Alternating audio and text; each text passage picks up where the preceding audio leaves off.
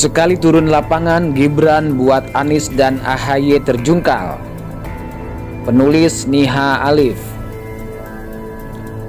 Tidak bisa dipungkiri, dinamika politik tanah air tak lepas dari survei elektabilitas suatu tokoh. Semakin ia sering dibicarakan, pamornya sudah tentu bakalan melejit. Hal yang membedakan hanya terletak dari isi pembicaraannya saja. Apakah berkonotasi positif ataukah negatif?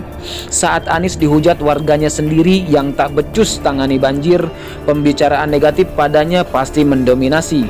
Begitu juga AHY yang tega memecat kadernya sendiri demi ambisi Cikeas. Berbeda jauh dengan Jokowi, Ganjar, dan Risma yang selalu membuat citra positif. Ini sangat diterapkan oleh Gibran. Tentu saja dia tak serta-merta berambisi untuk jabatan lanjutan. Karena orang yang tulus tidaknya seseorang sangat kelihatan saat dia bekerja. Baru dilantik, hari itu juga Gibran meninjau beberapa pasar. Kunjungannya tak lain demi memperbaiki perekonomian Solo. Tagar kebut vaksinasi, kebut pemulihan ekonomi menjadi moto dan utama. Inilah calon pemimpin sesungguhnya. Bekerja dengan dedikasi yang penuh, bukan mengimis perhatian sana-sini. Sebelumnya setelah dilantik, Gibran mengerjakan program itu di hari pertama. Usai sholat Jumat, saya langsung meninjau proyek pembangunan Pasar Legi. Salah satu sentra pasar yang menjual bahan pokok kebutuhan sehari-hari ini terbakar pada tahun 2016. Dalam kesempatan itu, perwakilan dari PP Perkotaan menyampaikan proses yang telah dicapai. Antara lain, Blok A Pasar hampir 100% selesai, Blok B 80%, sedangkan Blok C dan D sudah dalam tahap pengecoran. Saya antusias ketika petugas mampu menyelesaikan penyelesaian proyek lebih cepat 2 bulan dari target. Di sana saya turut menekankan seluruh pedagang harus mendapatkan tempat berjualan. Kepala Dinas Perdagangan juga menyampaikan rencana pembangunan pasar terhadap 300 kios dan 1932 los. Insya Allah pada September tahun ini kita akan melihat realisasi Pasar Legi dengan wajah yang baru. Begitulah isi tulisan Gibran dalam salah satu unggahan Instagramnya. Tentunya proyek pembangunan ini bukan ide barunya, meletus dari yang sudah ada. Sebagai wali kota baru, Gibran tak gengsi mengerjakan proyek pendahulunya. Beda jauh dengan Anies dan arogansinya, dengan bodohnya ia mencampakkan semua program yang dirintis sejak era Jokowi Ahok. Akibatnya, kini kita tahu banjir tak berkesudahan di ibu kota Jakarta. Pada unggahan kedua, kali ini pengalaman yang belusukan ke TPA dan pembangunan PLTSA.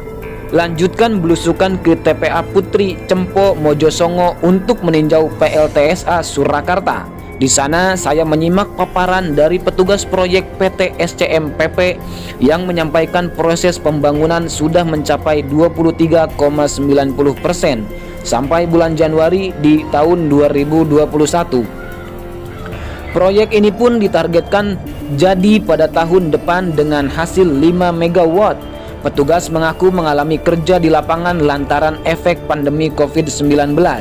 Namun saya menekankan untuk mengupayakan penyelesaian proyek pada April 2022 sesuai target timeline yang sudah dirancang. Pada kesempatan itu saya turut membagikan sembako pada warga yang mencari rejeki di sekitar TPA terbesar di kota Solo ini dan menyampaikan pesan agar selalu menjaga kesehatan di saat beraktivitas. Program Gibran sejatinya sederhana dan tak muluk-muluk. Tak ada konsep unik, hanya fokus pemulihan ekonomi. Tak ada konsep bambu getah-getih, barang waring, genting warna-warni, sumur resapan, apalagi Formula E. Tapi justru inilah program yang benar-benar dirasakan oleh masyarakat Solo. Gibran juga tak perlu menjual politik prihatin dan drama terzolimi untuk menarik perhatian. Mungkin suatu saat AHY bisa berguru padanya, kalau bisa merasakan kinerja bapaknya selama seseorang. Jangankan dibandingkan Jokowi, dengan Gibran saja SBY harus mengaku kalah.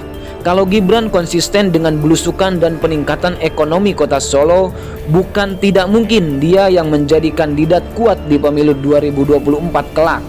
Tak hanya posisi gubernur DKI, bahkan di posisi RI 1 pun bisa diraih dengan kerja keras yang mulai dipupuk sejak dini. Jokowi tak perlu memperjuangkan keluarganya seperti SBY. Hari orang tua akan banyak dihabiskan dengan cucu-cucunya seperti Jan Etes dan Sudah Mirah. Di sisi lain, Anies akan menjadi calon gelandangan politik bila 2022 tak lagi ada pilkada.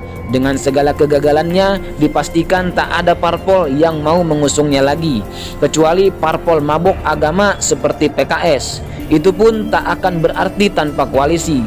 Sedangkan AHY hanya menunggu waktu sebelum dilengserkan dari Ketua Umum Partai Mercy.